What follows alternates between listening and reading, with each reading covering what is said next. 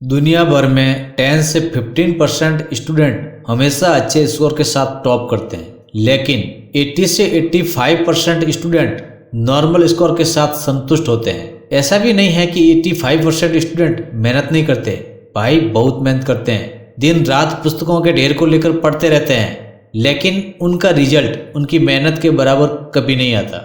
Result के समय अपने दोस्तों से कहते हैं, यार मैं इतना पढ़ता था लेकिन मेरे नंबर कम ही आए, यार मैंने जो पढ़ा था वो एग्जाम में आया ही नहीं। जबकि 15% स्टूडेंट कहते हैं, मैंने जो पढ़ा था उनमें से काफ़ी सवाल मेरे एग्जाम में आए और नंबर भी मेरे काफ़ी अच्छे आए।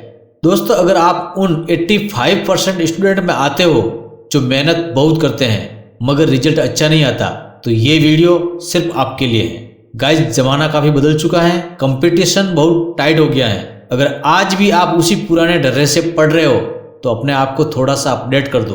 हार्ड स्टडी करते हो अच्छी बात है, लेकिन आपको कुछ बदलाव करना होगा। हार्ड स्टडी को स्मार्ट स्टडी में बदलना होगा। इस वीडियो में मैं आपको 4 ऐसे पॉइंट बता रहा हूं जिनको आप अगर फॉलो करते हैं तो आप स्मार्ट स्टडी के बादशाह बन जाओगे।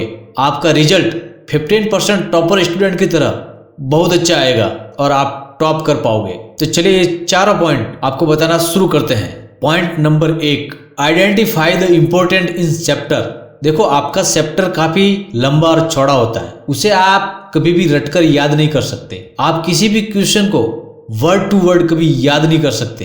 अपने चैप्टर के इम्पोर्टेंट पार्ट को जानो, उसे समझो और उसे अपनी लैंग्वेज में समझो। उसके बाद उसे पेपर पर एक्सप्लेन करो।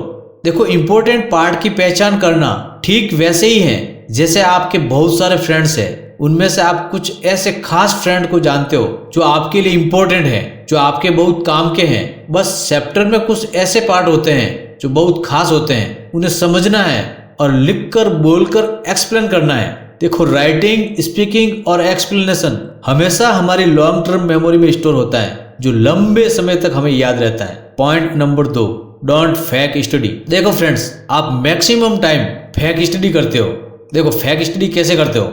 जब आप पढ़ते हो तब आपके पास कोई न कोई बात करने वाला होता है, या आपके आसपास कोई म्यूजिक का साउंड बज रहा होता है, या आपका टीवी चालू हो, या फिर आपके बैकग्राउंड में किसी के खेलने बातें करने की आवाज आ रही हो, या आपके आसपास कोई आ रहा है जा रहा है, तब आपका माइंड कभी भी फोकस नहीं कर सकता। यहाँ तक कि अगर आपके फोन का नोटिफिकेशन भी आ रहा है तो भी आपका माइंड डाइवर्ट होता है। यानी कि आपका माइंड स्टडी के साथ साथ आसपास की गतिविधियों पर भी स्विच होता रहता है। जब माइंड 2 जगह स्विच होता है तब फोकस नहीं हो सकता।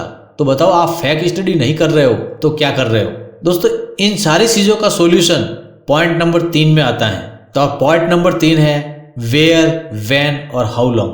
पहले बात करते हैं वेयर की। पढ़ने की जगह का इंपॉर्टेंट रोल होता है। जैसे रसोई घर में आप जाते हो तो खाने का मन करता है। अगर आपको नहाना है तो आप बाथरूम में जाओगे। अगर आपको डांस करना है तो आप डांस पार्टी में जाओगे। और अगर सोना है तो बिस्तर में जाओगे। बिस्तर पर बैठकर आप पढ़ नहीं सकते। हम हर कहीं बैठकर स्टडी कर नहीं सकते। देखो, स्टडी के लिए टेबल और मेज की भी जरूरत नहीं है।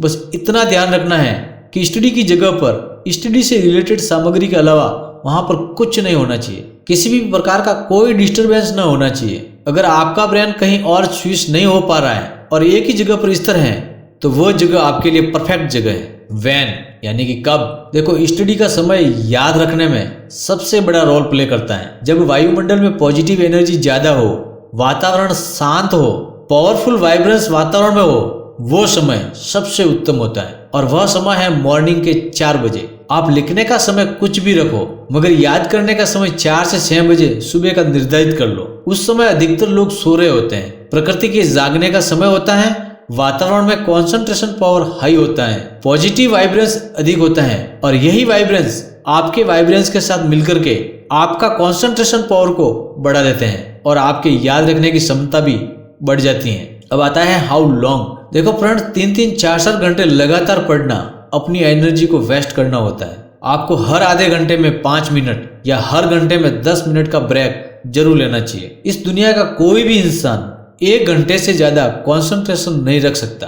तो बिना कंसंट्रेशन के कैसे याद होगा? और जब याद ही नहीं होगा तो 3-4 घंटे पढ़ने का मतलब क्या है? Total time waste. जिस प्रकार से हम पैदल चलते चलते थक जाते हैं और थोड़ा सा रेस्ट लेते हैं तो फिर से एक्टिव हो जाता है, हमारा ब्रेन भी थक जाता है उसे चार्ज करने के लिए रेस्ट की जरूरत होती है, तो थोड़ी देर आंख बंद करके रेस्ट कर लें, जिससे कि आपका ब्रेन फिर से एक्टिव हो जाए। अब आता है last point number 4, be a good listener. हर इंसान इस दुनिया में आने के बाद सबसे पहले सुनता है। उसकी लर्निंग सुनने से शुरू होती है। हमारा ब्रेन भी सुनी गई बातों को याद रखता है। क्लास में शिक्षक जिस भी विषय को पढ़ा रहे हैं, आपको ध्यान से सुनना चाहिए और उसे समझना चाहिए, चाहे आपको अच्छा लगे या न लगे। ध्यान से सुनी बातें आपको अधिकतर याद रहेगी। आप अच्छे से समझ पाएंगे तो आपकी अधिकतर बातें वहीं क्लियर हो जाएगी और जो आपके डाउट की लिस्ट है वो छोटी हो जाएगी।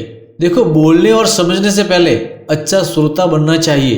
दोस्तों, ये 4 पॉइंट स्मार्ट स्टडी के लिए बहुत महत्वपूर्ण है। अगर आप इन्हें फॉलो करते हैं तो आप अपने स्कोर को अवश्य ही बढ़ा पाएंगे। जिन स्मार्ट स्टडी टिप्स को आप फॉलो कर रहे हैं उन्हें आप कमेंट में लिखो, ताकि अपने दोस्तों की और भी हेल्प हो सके। मैं मिलता हूं आपको नेक्स्ट वीडियो में। तब तक के लिए best of luck all of you. जय हिंद।